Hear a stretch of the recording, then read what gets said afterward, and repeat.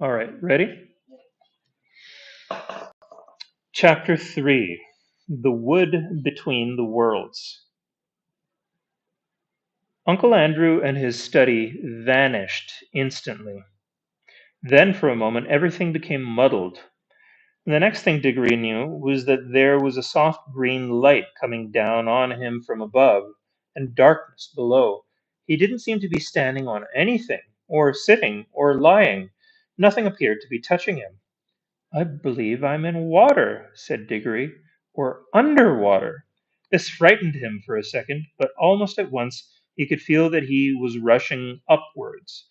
Then his head suddenly came out into the air, and he found himself scrambling ashore out on to smooth grassy ground at the edge of a pool. As he rose to his feet, he noticed that he was neither dripping nor panting for breath, as anyone would expect after being under water. His clothes were perfectly dry. He was standing by the edge of a small pool, not more than 10 feet from side to side, in a wood. The trees grew close together and were so leafy that he could get no glimpse of the sky. All the light was green light that came through the leaves. But there must have been a very strong sun overhead, for this green daylight was bright and warm. It was the quietest wood you could possibly imagine. There were no birds, no insects, no animals, and no wind. You could almost feel the trees growing. The pool he had just got out of was not the only pool. There were dozens of others, a pool every few yards as far as his eyes could reach. You could almost feel the trees drinking the water up with their roots. This wood was very much alive. When he tried to describe it afterwards, Diggory always said it was a rich place, as rich as plum cake. The strangest thing was that almost before he had looked about him, Diggory had half forgotten how he had come there. At any rate, he was certainly not thinking about Polly or Uncle Andrew or even his mother. He was not in the least frightened or excited or curious. If anyone had asked him, "Where did you come from?" he would probably have said, "I've always been here." That was what it felt like, as if one had always been in that place and never been bored, although nothing had ever happened. As he said long afterwards, it's not the sort of place where things happen. The trees go on growing, that's all. After Diggory had looked at the wood for a long time, he noticed that there was a girl lying on her back at the foot of a tree a few yards away. Her eyes were nearly shut, but not quite, as if she were just between sleeping and waking. So he looked at her for a long time and said nothing. And at last she opened her eyes and looked at him for a long time, and she also said nothing. Then she spoke in a dreamy, contented sort of voice. "I think I've seen you before," she said. "I rather think so too," said Diggory. "Have you been here long?"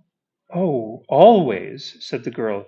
"At least, I don't know, a very long time." "So have I," said Diggory. "No, you haven't," said she. "I've just seen you come up out of that pool." "Yes, I suppose I did," said Diggory with a puzzled air. "I'd forgotten." Then for quite a long time neither said any more. "Look here," said the girl presently. "I wonder, did we ever really meet before? I had a sort of idea, a sort of picture in my head of a boy and a girl like us living somewhere quite different and doing all sorts of things. Perhaps it was only a dream." "I've had that same dream, I think," said Diggory, "about a boy and a girl living next door, and something about crawling among rafters. I remember the girl had a dirty face. Aren't you getting it mixed? In my dream it was the boy who had the dirty face."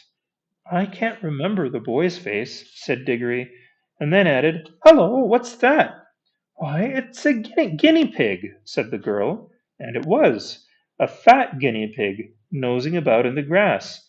But round the middle of the guinea pig there ran a tape, and tied on to it by the tape was a bright yellow ring. "Look! Look!" cried Diggory. "The ring! And look! You've got one on your finger, and so have I." The girl now sat up, really interested at last. They stared very hard at one another, trying to remember, and then, at exactly the same moment, she shouted out, "Mr. Ketterly!" and he shouted out, "Uncle Andrew!" and they knew who they were and began to remember the whole story. After a few minutes' hard talking, they had got it straight. Diggory explained how beastly Uncle Andrew had been. "What do we do now?" said Polly. "Take the guinea pig and go home?" "There's no hurry," said Diggory with a huge yawn. "I think there is," said Polly. "This place is too quiet. It's so dreamy. You're almost asleep. If we once give in to it, we shall just lie down and drowse forever and ever."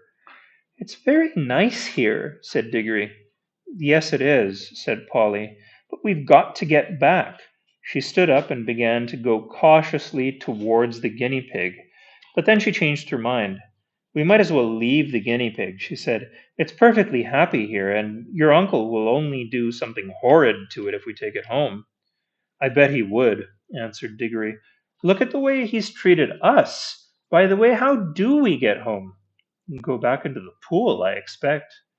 They came and stood together at the edge, looking down into the smooth water. It was full of the reflection of the green leafy branches. They made it look very deep. "We haven't any bathing things," said Polly. "We shan't need them, silly," said Diggory. "We're going in with our clothes on. Don't you remember it didn't wet us on the way up?" "Can you swim?" "A bit. Can you?" "Well, not much." "I don't think we shall need to swim," said Diggory. "We want to go down, don't we?" Neither of them much liked the idea of jumping into that pool, but neither said so to the other. They took hands and said, "One, two, three, go," and jumped. There was a great splash, and of course they closed their eyes. But when they opened them again, they found they were still standing, hand in hand, in the green wood, and hardly up to their ankles in water.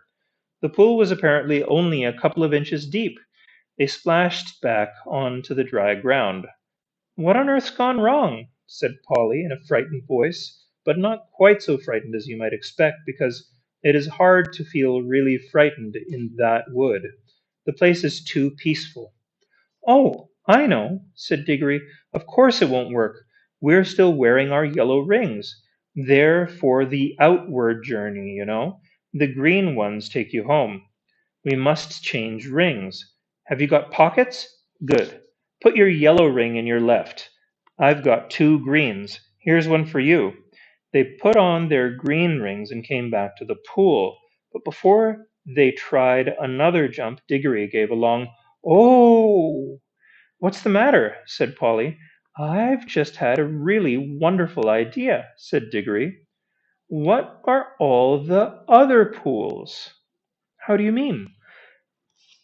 "Why, if we can get back to our own world by jumping into this pool, mightn't we get somewhere else by jumping into one of the others?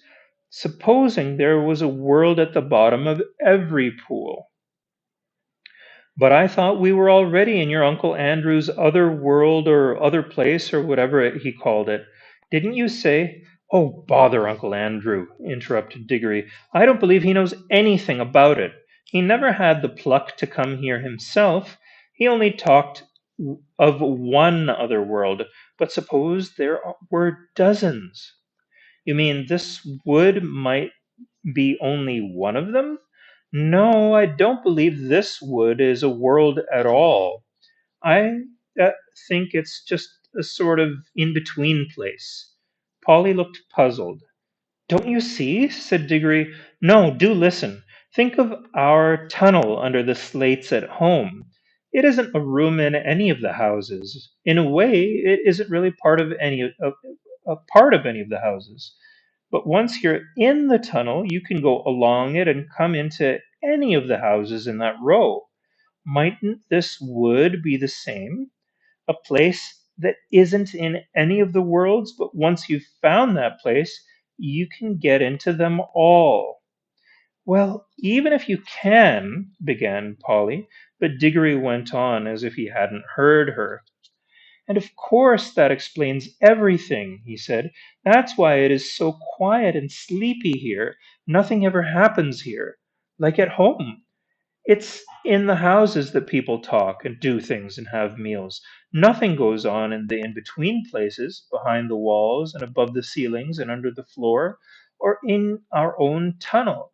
But when you come out of our tunnel, you may find yourself in any house. I think we can get out of this place into jolly well anywhere. We don't need to jump back into the same pool we came up by, or not just yet. "The wood between the worlds," said Polly dreamily. "It sounds rather nice." "Come on," said Diggory. "Which pool shall we try?" "Look here," said Polly. "I'm not going to try any new pool till we've made sure we can get back by the old one. We're not even sure if it'll work yet." "Yes," said Diggory, "and get caught by Uncle Andrew and have our rings taken away before we've had any fun. No thanks." "Couldn't we just go part of the way down into our own pool?" said Polly, "just to see if it works. Then, if it does, we'll change rings and come up again before we're really back in Mr. Ketterly's study." "Can we go part of the way down?" "Well, it took time coming up. I suppose it'll take a little time going back." Diggory made rather a fuss about agreeing to this, but he had to in the end because Polly absolutely refused to do any exploring in new worlds until she had made sure about getting back to the old one. She was quite as brave as he about some dangers, wasps, for instance, but she was not so interested in finding out things nobody had ever heard of before. But Diggory was the sort of person who wants to know everything, and when he grew up, he became the famous Professor Kirk, who comes into other books.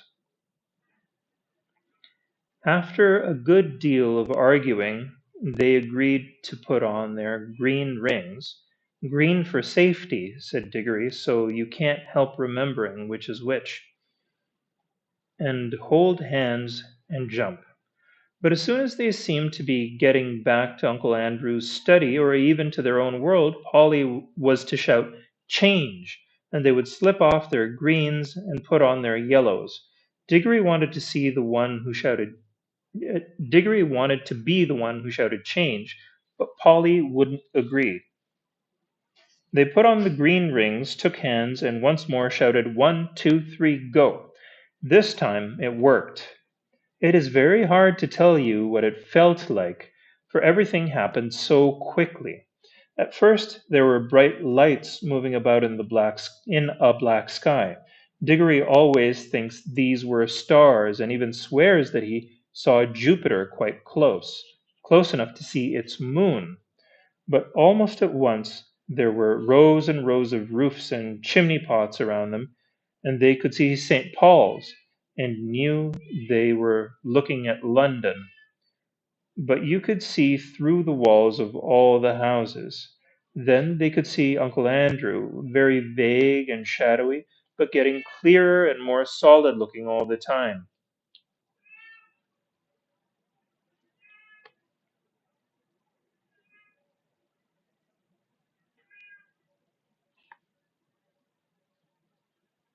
Better have a seat.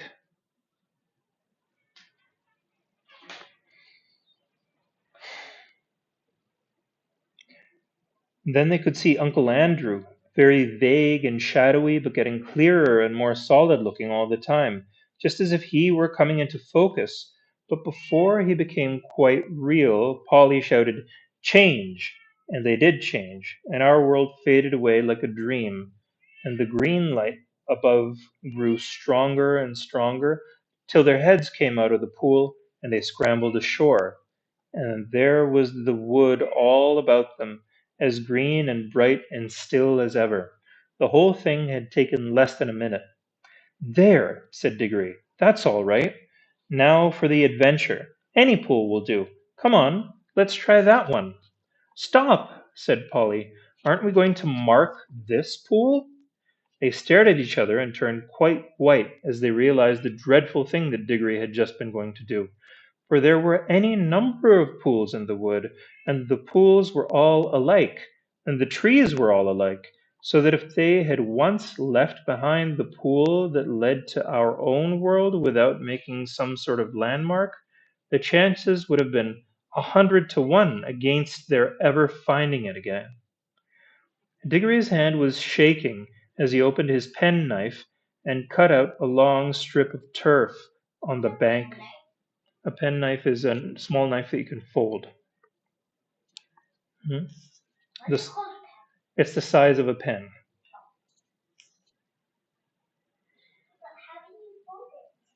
It has a hinge and it just folds so that the point. A hinge is like this, huh? Right? So you could fold it so that the knife tucks into a safe place so that it doesn't hurt anybody. And you can just put it in your pocket. Diggory's hand was shaking as he opened his penknife and cut out a long strip of turf on the bank of the pool, like soil. The soil, which smelled nice, was of a rich reddish brown and showed up well against the green. It's a good thing one of us has some sense, said Polly. Well, don't keep on gassing about it, said Diggory. Come along. I want to see what's in one of the other pools. And Polly gave him a pretty sharp answer, and he said something even nastier in reply. The quarrel lasted for several minutes, but it would be dull to write it all down.